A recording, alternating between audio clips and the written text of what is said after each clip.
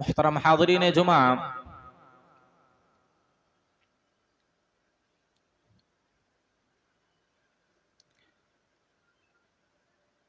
खुतबे मसनूना के बाद जो आयत शरीफा हमने आपके सामने पढ़ी है, उस आयत के अंदर अल्लाह रब्बुल आलमीन अपनी चंद अज़ीम निशानियों को जिक्र करने के बाद उसके अंदर गौर व फिक्र की दावत दे रहा है।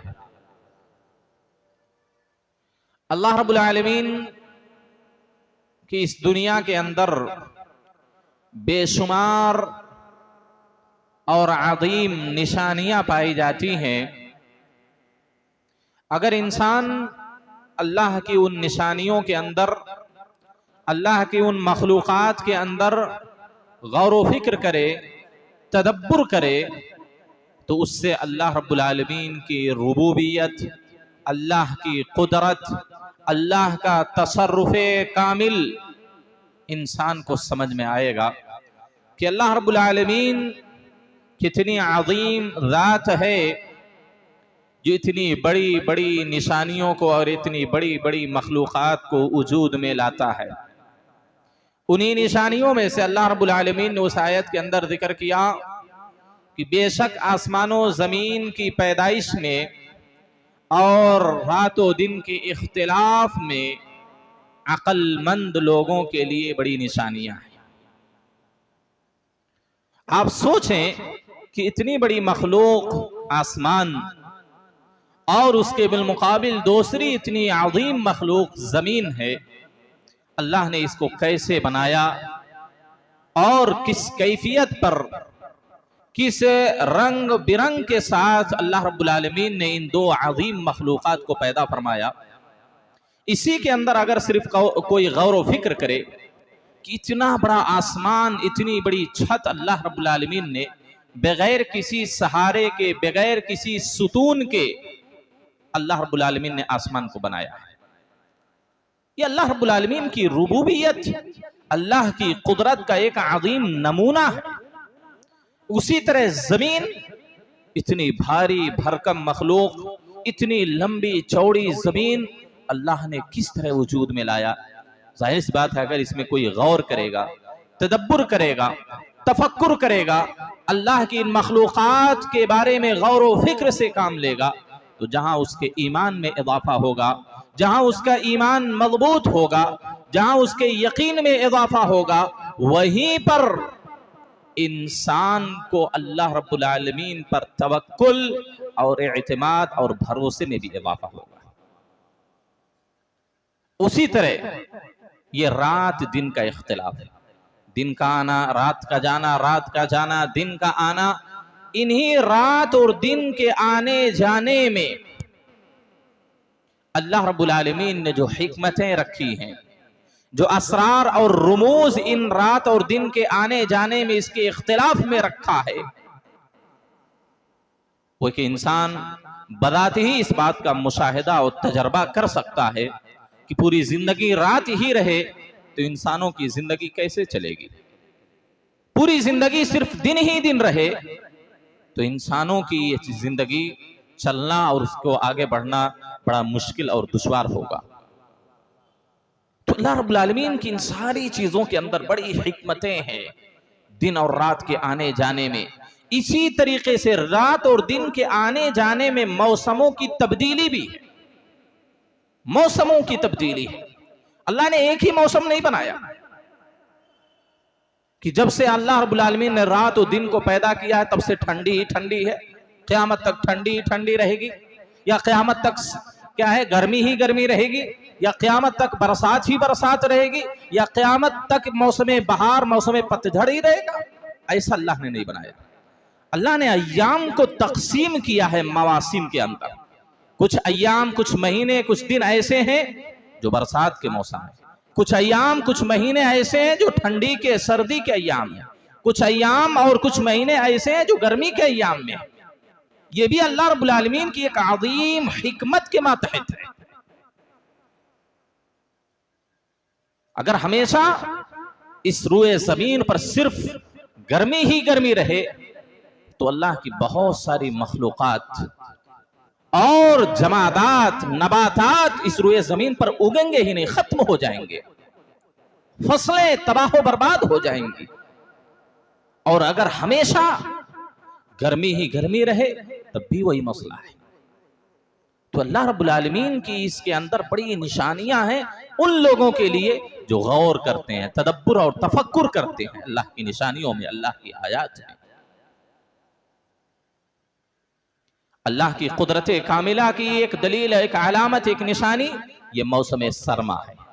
ठंडी के अय्याम है जिनसे हम और आप दो चार हैं।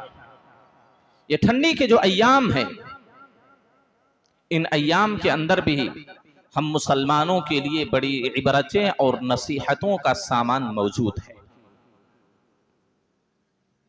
आप देखें, ठंडी के अय्याम, गर्मी के अय्याम हमको इस बात का दर्स देते हैं, हमको इस बात की तालीम देते हैं कि जिस तरह एक इंसान गर्मी से बचने के लिए मुख्तलिफ असबाब व वसाइल को इख्तियार करता है, गर्मी से बचाव करने के लिए, गर्मी से हिफाजत करने के लिए मुख्तलिफ तरह के वसाइल टेक्नोलॉजी का इस्तेमाल करता है। कहीं कोई एसी लगाता है, कोई फैन के नीचे बैठता है, कहीं कोई कूलर का इंतजाम करता है, बार बार पानी नहाता है गर्मी से बचने के लिए। हमको इस बात का दर्स दे रहे हैं ये अय्याम कि जिस तरह दुनिया में आप दुनिया की गर्मी और हरारत से बचने के लिए मुख्तलिफ आमाल, मुख्तलिफ असबाब, मुख्तलिफ वसाइल का इंतजाम करते हैं, इसी तरह आखिरत की गर्मी और हरारत से बचने के लिए आप उन आमाल से बचें, उन असबाब से बचें जो आपको हरारत में और शिद्दत और तपिश में डालने वाले हैं। जहन्नम की हरारत से बचें। ये गर्मी, दुनिया की गर्मी और हरारत और ये तपिश इस बात का हमको दर्स देती है, इस बात की याद दहानी कराती है कि आखिरत की गर्मी से बचने के लिए भी आप इसी तरह के वसाइल और असबाब का इंतजाम करें। ये ठंडी के अय्याम, ठंडी के अय्याम से हम मुसलमानों के लिए बात ये दर्स मिलता है, ये नसीहत और इबरत हम सबको पकड़नी चाहिए कि जिस तरह ठंडी के अय्याम आते हैं तो मुख्तलिफ तरह के गर्म कपड़े, ऊनी कपड़े, सॉक्स हुए, जैकेट हुई, टोपी हुई, गरम गरम कपड़े हुए, लिहाफ हुआ, कंबल हुआ, मुख्तलिफ तरीके के कपड़े और मुख्तलिफ असबाब वसाइल का हम इंतजाम करते हैं ताकि सर्दी से हम बच सकें, ठंडक से हम बच सकें। अरे लोगों, जरा उस दिन की सर्दी को तो सोचो, उस दिन की ठंडक के बारे में सोचो। जहन्नम का जो एक आजाब है जिसको जमहरीर से ताबीर किया गया है। दुनिया की ठंडी से बचने के लिए आप इतना इंतजाम करते हैं, लेकिन आखिरत की ठंडी से बचने के लिए हम अपने आप को कितना हम अपने आप को आमादा करते हैं, उससे हिफाजत के लिए हम कितना बंदोबस्त करते हैं, कितने असबाब व वसाइल को हम इख्तियार करते हैं कि आखिरत की ठंडी से बच सके। और आखिरत की ठंडी स्वेटर से जाने वाली नहीं है, आखिरत की ठंडी लिहाफ से जाने वाली नहीं है, आखिरत की ठंडी इन गर्म कपड़ों से जाने वाली नहीं है, आखिरत की ठंडी नेकियों से, आमाले सालिहा से, ईमान और यकीन से जाने वाली है। ये हमारे लिए जरूरत है। अगर हमारे पास नेक अमाल नहीं है, ईमान नहीं, तौहीद नहीं, अकीदा व मनहज नहीं है, तो हम आखिरत की ठंडी से, जहन्नम की ठंडी से अपने आप को नहीं बचा सकते। ये दुनिया की ठंडी कुछ भी मयसर ना हो तब भी कट जाएगी, या तो इंसान बीमार होगा, जान जाएगी, इतना ही होगा, उससे ज्यादा कुछ नहीं होगा। लेकिन आखिरत की ठंडी, अगर आपके पास ये सारे वसाइल नहीं है तो आखिरत की ठंडी, जहन्नम की ठंडी से हम अपने आप को नहीं बचा सकते। आप अंदाजा करें, आखिरत की जो ठंडी होगी, जहन्नम में जो सर्दी होगी, कितनी खतरनाक और कितनी हौलनाक होगी, कितनी तकलीफ दे होगी। अल्लाह के नबी सल्लल्लाहु अलैहि वसल्लम की सही हदीस है, अबू हुरैरा फरमाते हैं कि जहन्नम ने अपने रब से शिकायत की, इश्तकतिन नारु इला रब्बिहा। आप इस हदीस पर गौर करें, इस हदीस पर गौर करें, इससे इबरत और नसीहत पकड़े। इन अय्याम से, सर्दी के अय्याम से जहन्नम अपने रब से शिकायत करती है। क्या करती है शिकायत? जहन्नम का शिकवा यह है, या रब्बी अकला बादी बादा, ऐ मेरे रब, मेरा बाद हिस्से को खाया जा रहा है। सोचिए जहन्नम कितनी हौलनाक, कितनी खतरनाक, कितनी डरावनी जगह है, और कितनी जहन्नम भूखी है कि जहन्नम का एक हिस्सा दूसरे हिस्से को खा रहा है। अल्लाह रब्बुल आलमीन से जब शिकवा जहन्नम ने किया, आप सोचे कोई अगर अक्ल से काम लेगा तो सोचेगा जहन्नम कैसे बात करती है। भाई अल्लाह की कुदरत से कोई चीज बाहर नहीं। अल्लाह जिससे चाहे बात कर सकता है, अल्लाह हर चीज पर कादिर है, और अल्लाह जिसे चाहे कुव्वते गोयाई अता कर सकता है। बोलने की सलाहियत, बोलने की ताकत अल्लाह दे सकता है। जमादात को अल्लाह ने बोलने की सलाहियत और ताकत दी। बड़े सारे वाकयात किताबों कुरान और हदीस में मौजूद हैं। तो जहन्नम भी बात कर सकती है अल्लाह से, अल्लाह ने बोलने की सलाहियत दी है उसको। बल्कि एक हदीस के अंदर आता है, वो भी सहीहैन में है, जहन्नम और जन्नत का आपस में झगड़ा हो गया। उस वक्त भी जहन्नम और जन्नत ने कलाम किया, गुफ्तगू की। कहा, जन्नत ने कहा फी अदुआफा उन्नास व मसाकिनहुम, जन्नत ने कहा मेरे अंदर जो कमजोर होंगे, मसाकीन होंगे, गुरबा होंगे, वो मेरे अंदर होंगे। और जहन्नम ने कहा फी अल जब्बारून वल मुतकब्बिरून, मेरे अंदर सरकस लोग, जालिम और जाबिर लोग होंगे। तो जहन्नम बात कर सकती है, अल्लाह ने उसको वो सलाहियत दी है। बल्कि क़यामत के दिन तो आता है कि जहन्नम की आंखें होंगी, जुबान होंगी, जिससे वो देखेगी और बात करेगी, और जालिमों को, शिर्क करने वालों को, कुफ्र करने वालों को अल्लाह से कहेगी इन लोगों को मेरे हवाले करो। तो जहन्नम अल्लाह से बात कर सकती है, और अल्लाह जिसे चाहे बोलने की ताकत और सलाहियत दे सकता है। लिहाजा इसमें अक्ल दौड़ाने की और अक्ल परस्ती की जरूरत नहीं है। कुरान ने, हदीस ने इस बात को जिक्र किया, इस पर ईमान लाना और उस पर यकीन रखना हम पर वाजिब और फर्ज है। तो जहन्नम ने अपने रब से शिकायत की कि मेरा बाद हिस्से को खाया जा रहा है। अल्लाह ने उसका हल क्या निकाला? अल्लाह फअदिना लहा बिनफ्सैन, अल्लाह ने उसको 2 सांस लेने की इजाजत दी। 2 सांस लेने की इजाजत। नफस फिश्शिता, एक सांस ठंडक के अय्याम, व नफस फिस्सैफ, और एक सांस गर्मी के अय्याम। आपने आगे फरमाया फहुवा अशद्दु मा तजिदून मिनज़्ज़महरीर, ये जो ठंडी तुम महसूस करते हो, ये सर्दी जो तुम महसूस करते हो, ये ज़महरीर की वजह से, जहन्नम की वजह से है। जहन्नम के सांस लेने की वजह से ये ठंडी हो रही है। दुनिया वाले जो भी इस तरह की बातें करें, फला चीज की वजह से ठंडी पड़ती है, फला चीज की वजह से गर्मी पड़ती है, लेकिन हमारी शरीयत हमको क्या फार्मूला बता रही है सर्दी और ठंडी के अय्याम का, इन मवासिम का? नबी फरमाते हैं कि फहुवा अशद्दु मा तजिदून मिनज़्ज़महरीर, ये जो सर्दी तुम महसूस करते हो, ये जो तुम्हें सर्दी लगती है, ये जहन्नम की सांस की वजह से है। व अशद्दु मा तजिदून मिनल हर्र, और ये जो तुम गर्मी पाते हो, गर्मी महसूस करते हो, ये जो हरारत और तपिश तुम्हें महसूस होती है, ये भी जहन्नम के सांस लेने की वजह से। आप सोचें जहन्नम कितनी खतरनाक और हौलनाक जगह है। आप सल्लल्लाहु अलैहि वसल्लम ने इस हदीस के अंदर बयान किया कि ठंडी और गर्मी जहन्नम के सांस लेने की वजह से है।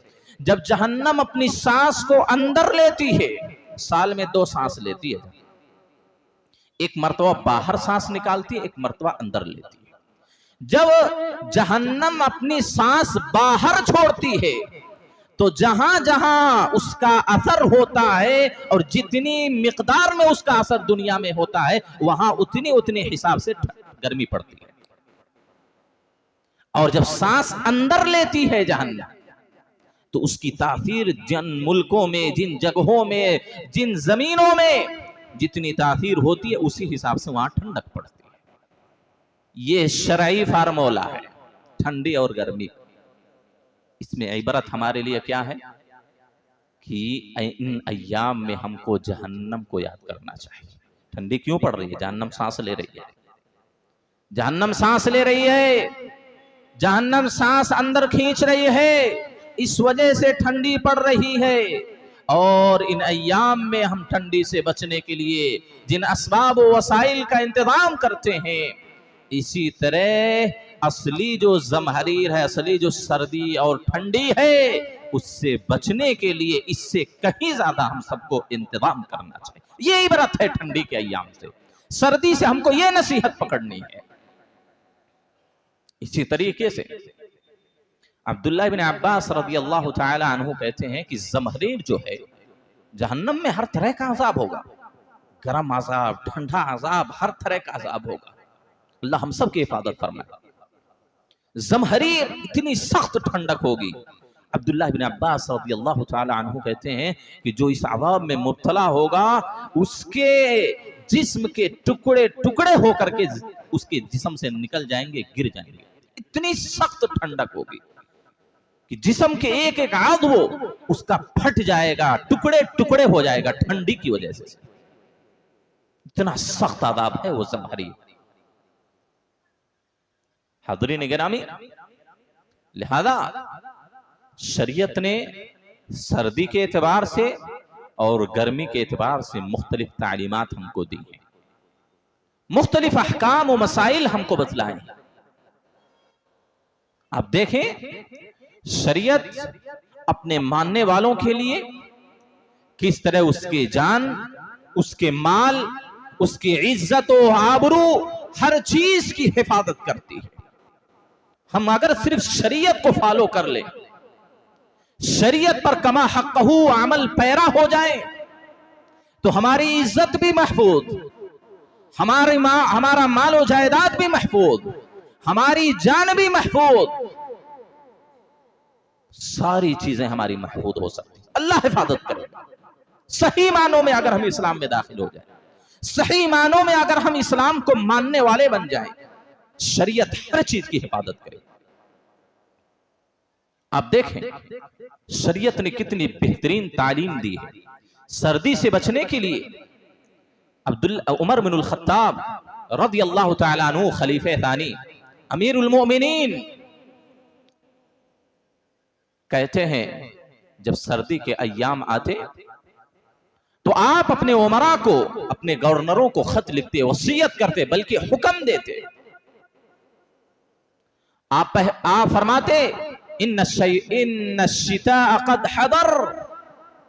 सारे गवर्नरों को इस बात का हुक्म देते कि अपनी आवाम तक इस बात को पहुंचाएं, इस बात का मुकल्लब बनाएं। क्या कहते? कहते इन्न शिता क़द हदर, सुनो सर्दी आ चुकी है, ठंडी के अय्याम आ चुके हैं।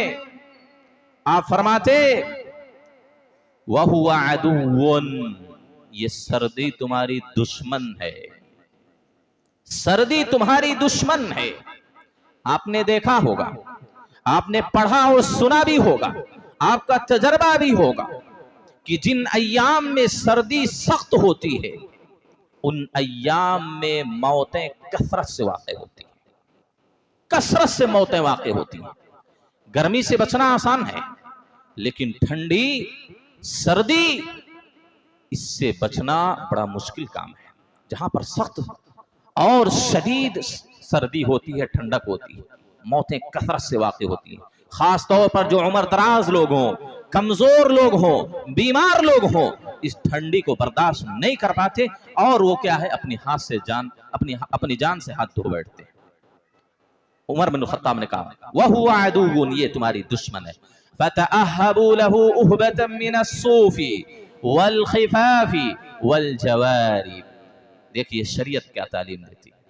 शरीयत को माने तो आपकी दुनिया भी बनेगी, दीन भी बनेगा, आपकी आखिरत भी बनेगी, आपकी दुनिया भी बनेगी। शरीयत सिर्फ माने, शरीयत के हिसाब से अपनी जिंदगी गुजारे। शरीयत कहती है फतअहबू लहू उहबतम मिनस्सूफ वल खिफाफ वल जवारिब। ऐ लोगों, आप हुक्म दे रहे हैं सबको, कहते हैं ऐसी हालात में ऊन के कपड़े तैयार करो, मोजे तैयार करो, चमड़ों के मोजे तैयार करो, गरम कपड़े पहनो। ये शरीयत तालीम दे रही है हमको। देखिए सर्दी से बचाने के लिए शरीयत ये बंदोबस्त हमारे लिए कर रही है। आपने कहा सूफ, ऊन के कपड़े जो सबसे ज्यादा गर्म होते हैं, गर्म कपड़े इस्तेमाल करो। आपने आगे बयान किया वत्तखदुस्सूफ़ शिआरन व दिसारा, और ऊनी कपड़े को, गर्म कपड़ों को अपना दिसार और अपना शिआर बनाओ। शिआर कहते हैं कि जिस्म से मुत्तसिल, जो हम कपड़े के अंदर जो कपड़ा पहनते हैं, आपने कहा उसके अंदर भी गर्म कपड़ा पहनो, जिसको हम लोग इनर बोलते हैं। ऊनी कपड़ा एक मोटा आता है, इनर बड़ी बहुत गर्म होता है। आपने कहा कि वो जिस्म से मुत्तसिल होना चाहिए, कपड़े के नीचे पहनो, और फिर कपड़े के ऊपर भी ऊनी कपड़ा पहनो। ठंडी से बचाने के लिए शरीयत हमको तालीम दे रही है, गोया कि गर्म कपड़े पहनो ऊपर नीचे, जितना आपको ठंडी लग रही उस हिसाब से अपना इंतजाम करें। आपने कहा फ़इन्नल बर्द अदुव्वुन, क्योंकि सर्दी ये तुम्हारी दुश्मन है। सरीउन दुखूलुहु बईदुन खुरूजुहु, बहुत जल्द इंसान के जिस्म में दाखिल होती है और बड़ी मुश्किल से निकलती है, बड़ी मुश्किल से सर्दी निकलती। हमने देखा है इधर तो ठंडी कम पड़ती है, इधर सर्दी कम होती है। हमने अपने इधर देखा है कितने लोग ठंडी से और उसकी परेशानी से अपने जान को गंवा देते हैं, ठंडी को बर्दाश्त नहीं कर पाते और वो आखिरी सांस लेने पर मजबूर हो जाते हैं। तो जब इंसान के जिस्म में सर्दी दाखिल हो जाती है, बड़ी मुश्किल से निकलती है। तो ये शरीयत हमको इस बात की तालीम देती है। उसके साथ साथ चंद और अहकाम और मसाइल भी शरीयत हमको बतलाती है इन अय्याम में। खास तौर पर आपको मैं बतलाऊं, इन अय्याम में खुसूसी तौर पर शरीयत तहारत की तकमील पर बहुत ज्यादा ताकीद करती है, क्योंकि सर्दी के अय्याम में लोगों के लिए वضू बनाना, लोगों के लिए गुस्ल करना, तहारत हासिल करना, ये तकलीफ दे और मशक्कत वाला अमल है। ठंडी के अय्याम में जाहिर सी बात है, जिनके पास इन तरह के असबाब व वसाइल नहीं है, गर्म पानी गर्म करने का आला मौजूद नहीं है, उनके लिए परेशानी है, तकलीफ है, मशक्कत और परेशानी का सबब है ये। ऐसे हालात में शरीयत हमको इस बात की ताकीद करती है कि देखो कि इन ठंडी के अय्याम की वजह से, सर्दी की वजह से कहीं ऐसा ना हो कि तुम्हारी तहारत में कमी वाक़ई हो जाए, कहीं ऐसा ना हो कि तुम्हारी तहारत नाकिस रह जाए, तुम वज़ू मुकम्मल ना करो, गुस्ल मुकम्मल ना करो। शरीयत जहां हमको इससे तरहीब करती है, डराती है, वहीं हमको इस बात की तरफ रग़बत भी दिलाती है। आप देखें शरीयत कैसे तालीम देती है इन अय्याम में खुसूसी तौर पर तहारत मुकम्मल तौर पर हासिल करने के लिए। शरीयत हमको रग़बत दिला रही है, हमको उभार रही है कि अय्याम में खुसूसी तौर पर तहारत मुकम्मल करें। तहारत तो हमेशा मुकम्मल करना है, वरना किसी की नमाज सही नहीं होगी, नमाज ही बातिल हो जाएगी। शरीयत कहती है ठंडी के अय्याम में मुकम्मल वज़ू करना ये बहुत ज्यादा फजीलत और बड़ी नेकी का बाइस है। आप देखें अल्लाह के नबी सल्लल्लाहु अलैहि वसल्लम से अल्लाह रब्बुल आलमीन ने पूछा, क्या सवाल किया? अतदरी फीमा यख्तसिमुल मलउल आला, ए नबी क्या आपको इस बात का इल्म है, क्या आप जानते हैं कि मलए आला में किस चीज के बारे में फरिश्ते बहस व मुबाहसा करते हैं, किस चीज के बारे में बात करते हैं, किस चीज के बारे में एक दूसरे से तबादले ख्याल करते हैं? मलए आला, मलए आला का मतलब जो सबसे बुलंद, सबसे मुकर्रब और सबसे मुअज़्ज़म फरिश्ते हैं, अल्लाह के पास जो फरिश्ते रहते, बड़े बड़े जो फरिश्ते, वो फरिश्ते। अल्लाह के नबी सल्लल्लाहु अलैहि वसल्लम ने कहा, नाम, हाँ मुझे मालूम है कि ये फरिश्ते मुकर्रब और मुअज़्ज़म और बड़े बड़े फरिश्ते जो हैं अल्लाह के पास मलए आला में किस चीज के बारे में बहस व मुबाहसा और क्या है गुफ्तगू करते हैं। फिल कफ़ारात व दरजात, कफ़ारात के बारे में और दरजात के बारे में। आप सल्लल्लाहु अलैहि वसल्लम से पूछा गया कफ़ारात क्या है, तो आपने 3 चीजें बतलाई। दूसरी हदीसों में और भी इज़ाफ़ा है, उसमें से एक चीज क्या है? इस्बाग़ुल वुज़ूइ फिल मकरूहात, इस्बाग़ुल वुज़ूइ फिल मकरूहात।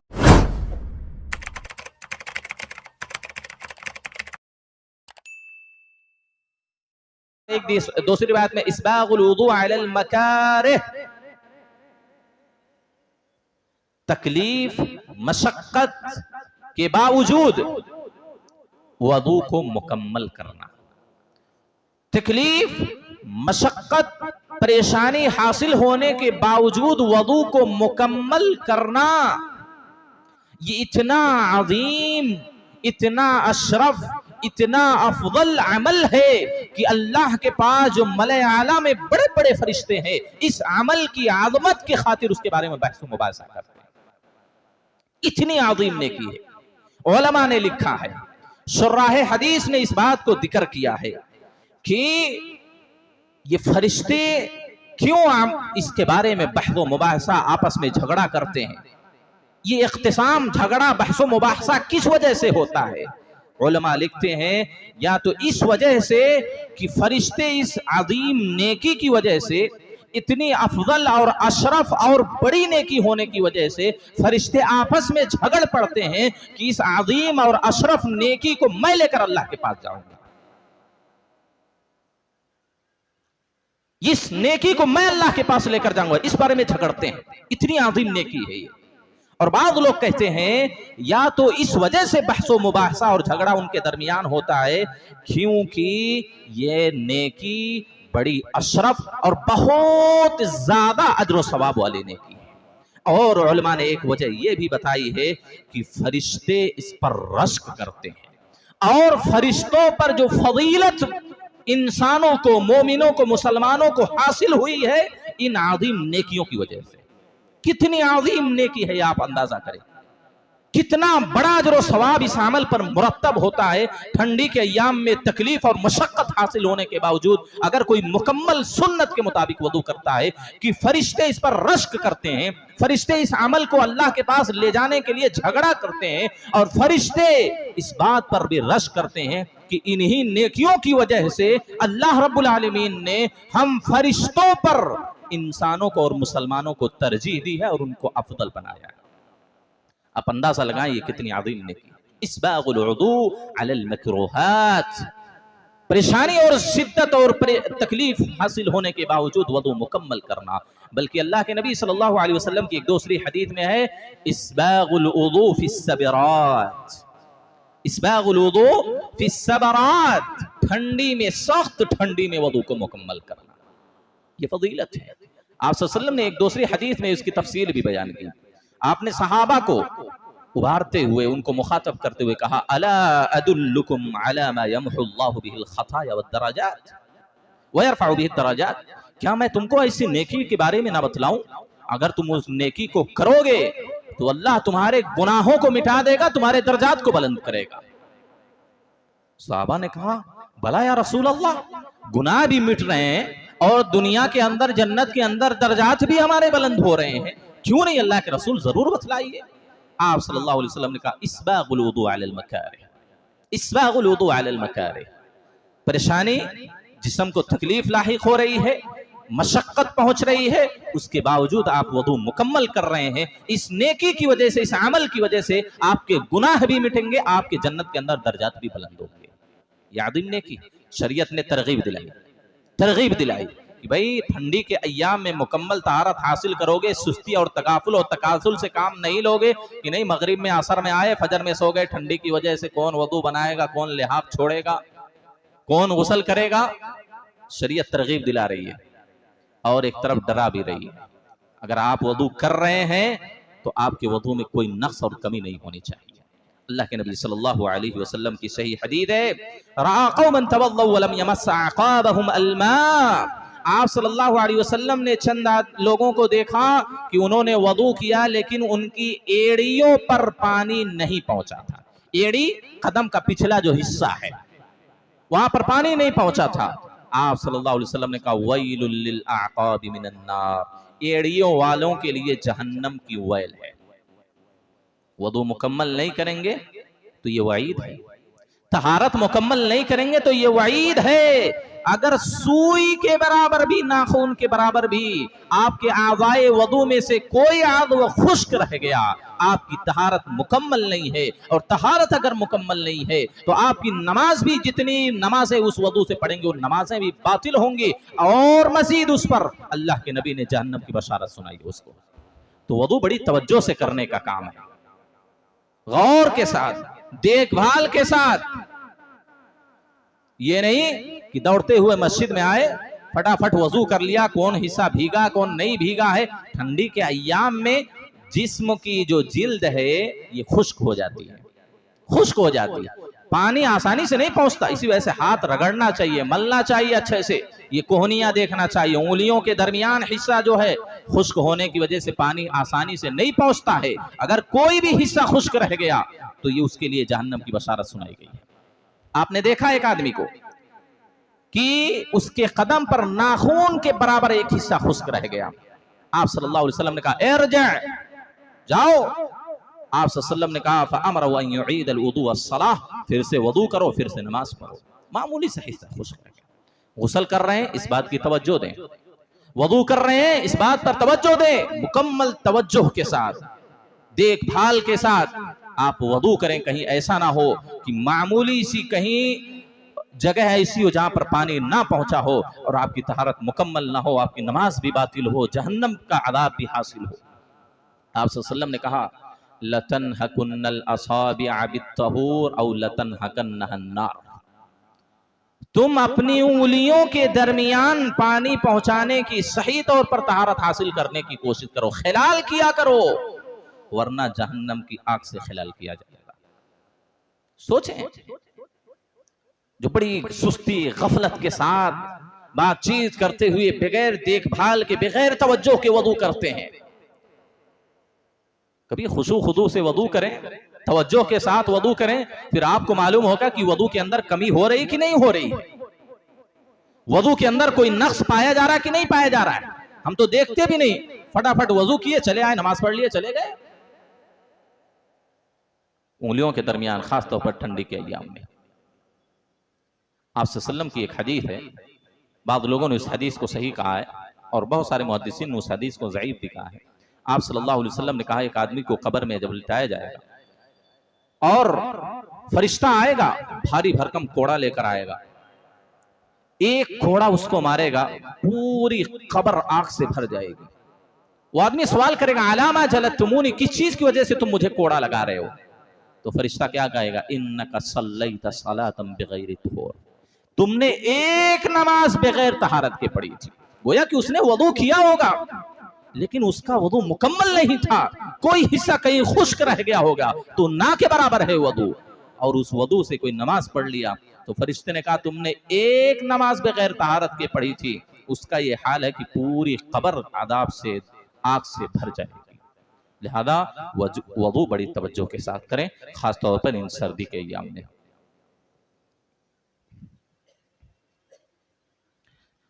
हाज़रीन गिरामी, एक हदीस बयान करके अपनी बात को ख़त्म करता हूँ। अल्लाह के नबी सल्लल्लाहु अलैहि वसल्लम की सही हदीस है। इन अय्याम में आपको ये बतलाऊँ, ये कायदा है शरीयत का, जिस नेकी को अंजाम देने में जितनी मशक्क़त, परेशानी और तकलीफ लाहिक होती है, उसी के बक़द्र अजर व सवाब भी मिलता है, उसी के बक़द्र अजर व सवाब मिलता है।